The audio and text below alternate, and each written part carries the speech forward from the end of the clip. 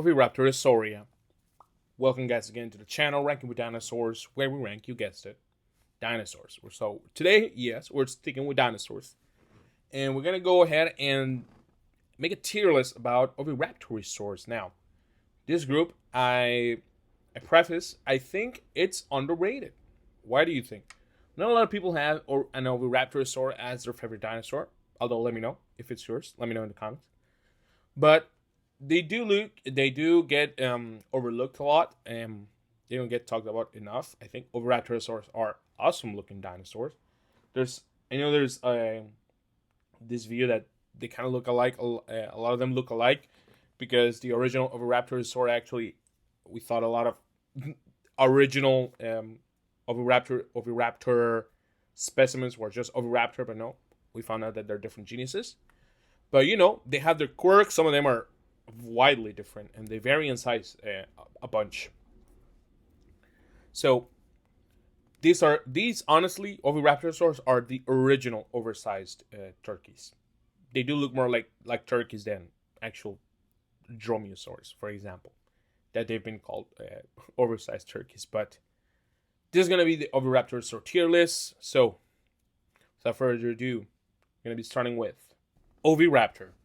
So we're going to be starting with Oviraptor, the OG, the one that started it all, the namesake of the group, the family, Oviraptor.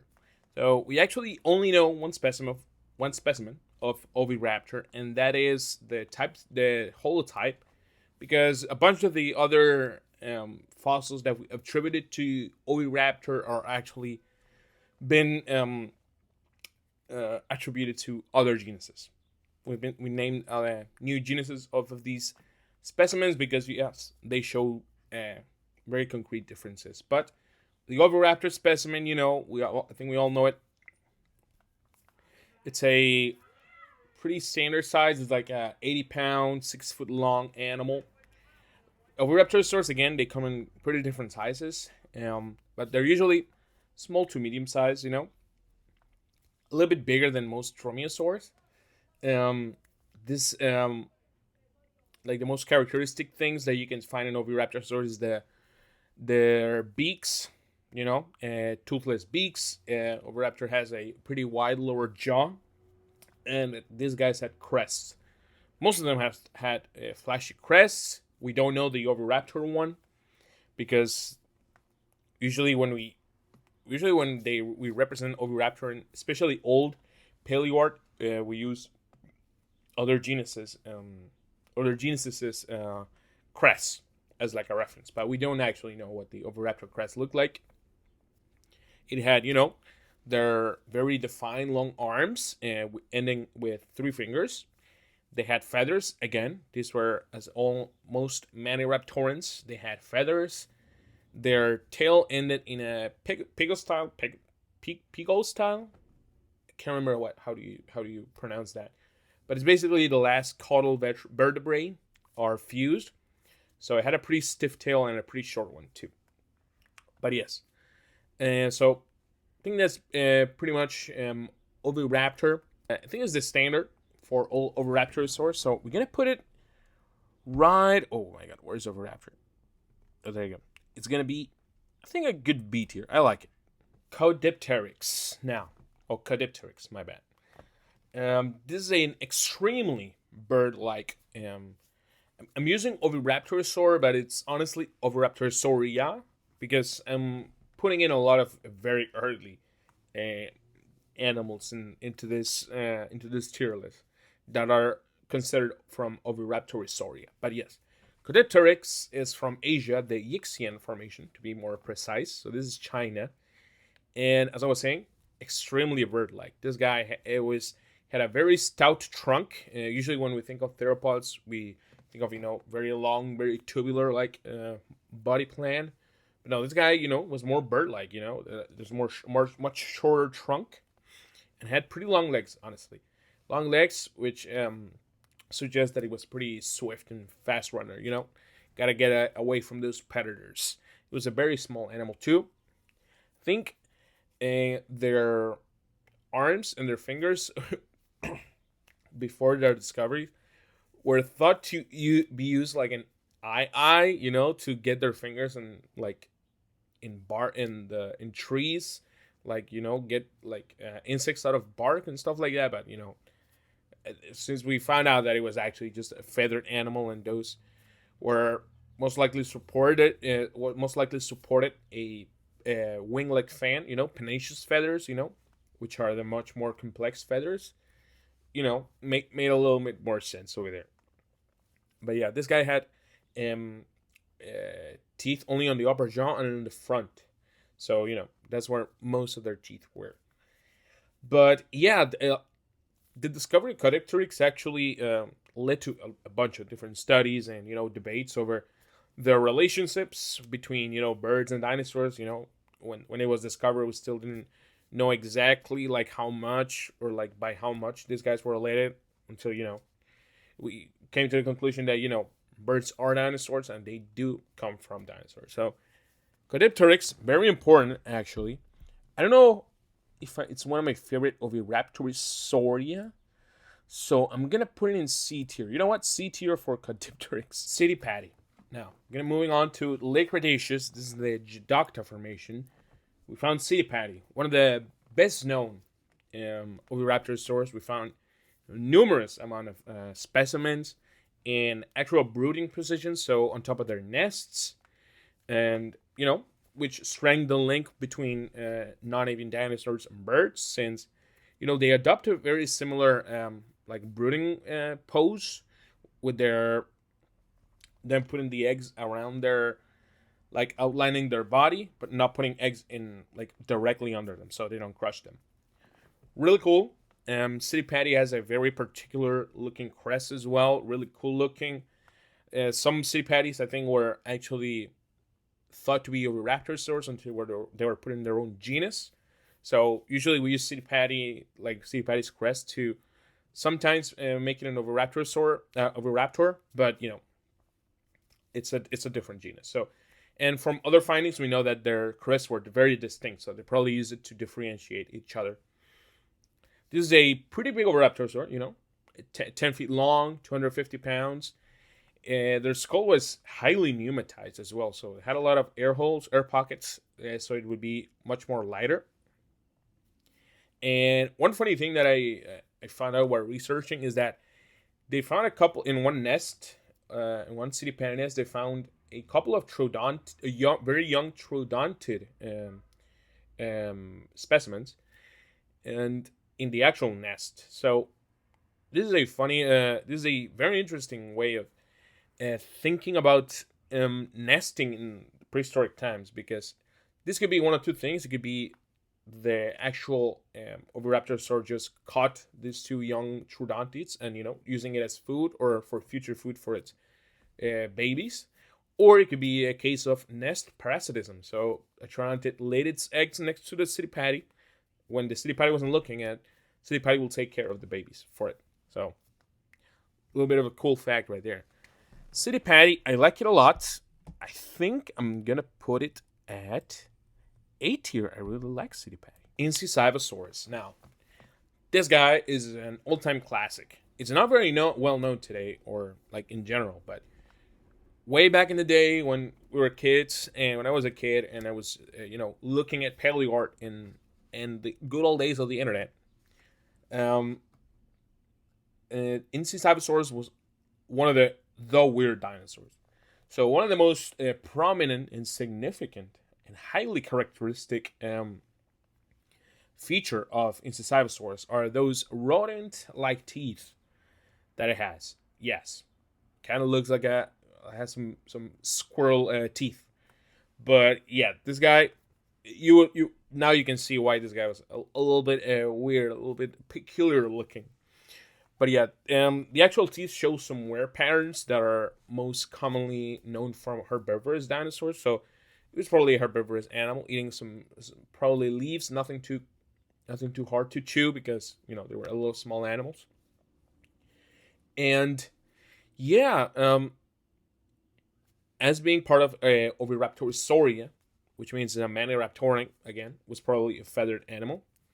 And with those teeth, I guess, well, now that I think about it, if it had some really big ass teeth, it probably ate like some probably included in it died some like nuts or some seeds or something a little bit harder. But yes, Incisivosaurus, again, nothing too crazy. This is early China, early Cretaceous China. So, it's very peculiar. It looks like a little bird, honestly. I'm gonna put it in B tier. I like it more than CAUDIPTERYX. ANZU.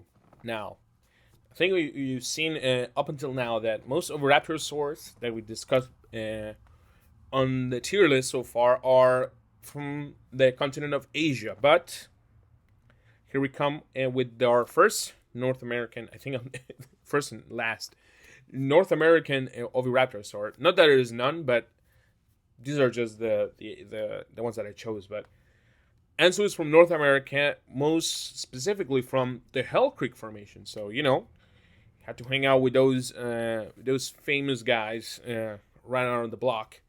But yeah, ANZU, it's a pretty great discovery in Oviraptorosaur history, because Oviraptor history in North America before ANZU was really incomplete. Like, we didn't know exactly like the relations and all of that, but the fact that we found ANZU, there's a bunch of different skeletons of this genus. So again, really important for Oviraptorosaur history, especially over on this side of the globe. But yeah, there's been a bunch of cranial and post-cranial remains, very important. It had a big crest, again, very distinct from other Oviraptorosaurs. Had the signature beak, no teeth at all, and it is debated if it was a omnivore or herbivore. My bad, but there's still debate on that, because actually their skulls are not that as heavily built as, for example, their cousins on the Asian continent. So, I really like ANZU as well. I'm not sure where to put it. I think I'm gonna put it in A tier. I really like ANZU. CORYTHORAPTOR now. CORYTHORAPTOR, I think. Well, the way I found out about CORYTHORAPTOR is, again, the hit show Prehistoric Planet, where it is awesomely depicted. It's one of the coolest animals on the show. I'm talking about CGI, like actual, like reconstruction. It looks like a real animal, honestly. But yeah, this is the helmeted thief. Again, this is from Maastrichtian in the Naxiong Formation. I probably butcher that pronunciation, but the Naxiong Formation in South China. Again, we're in the Asian continent. But yeah, CORYTHORAPTOR is actually known from a single specimen. This guy had a very tall crest, which is very reminiscent of an animal that we know today, and it's cassowaries. So it actually is freaky how closely it resembles a cassowary, which made me think, cassowaries actually look like Oviraptorisaurs. But yeah, CORYTHORAPTOR, again, had a really pneumatized skeleton, made it very light, and the crest was probably used either as display or something that I found out recently is that it actually could be used as a resonance detection for low frequency sounds. Yeah, wrap your hand around that. I didn't know. I think this is based on cassowaries, so that's insane. Like what? But yeah, CORYTHORAPTOR. Some analysis in the skeleton as well showed us that it had a seasonal growth spurts. So in certain times of the year it'll grow quicker, and some times of the year it'll grow much slower. Probably in the seasons that were much more like spring and stuff, to where it could just eat a lot, and in the much more colder seasons it would just enter a much more slower growth rate. But yeah, CORYTHORAPTOR, pretty cool animal.